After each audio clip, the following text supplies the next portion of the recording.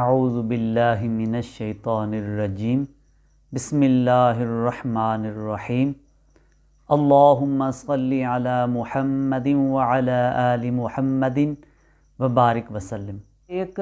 بہت ہی غلط جو ہے وہ عورتوں نے جو رواج شروع کر دیا ہے، بعض مقامات پر یہ ہوتا ہے کہ عورت کا جب خاوند فوت ہو جائے تو عورتوں نے طریقہ کار یہ اختیار کیا ہے کہ اس کی عدت کو ختم کرنے کے لیے وہ کہتی ہیں کہ جب میت کو باہر نکالا جائے، گھر سے باہر نکالا جائے، تو عورت کے سر سے دوپٹہ اتار کے وہ اس کو گھر سے باہر نکال دیتی ہیں،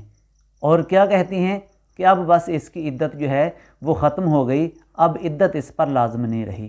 بہت ہی غلط بات ہے کہ قرآن کریم نے یہ حکم دیا ہے کہ ایسی عورت جس کا خاوند فوت ہو جائے اس کی عدت 4 مہینے 10 دن ہے، اور یہ حکم شرعی ہے، اس کو پورا کرنا عورت پر ضروری ہے۔ تو اب پورا کرنے کی بجائے اب ایک اور اس میں جو گناہ ہے وہ ذمہ لے لیا جاتا ہے کہ عورت کے سر سے دوپٹہ اتار دیا، اس کو بے پردہ کر دیا،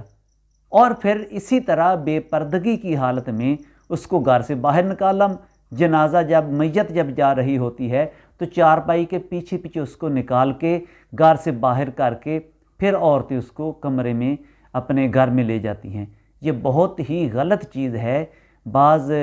مقامات پر یہ ایسا دیکھا گیا ہے کہ عورتوں نے یہ کام کیا، بہت ہی غلط چیز ہے، اس سے عدت ختم نہیں ہوتی۔ اگر عورت اپنی عدت کو پورا کرے گی،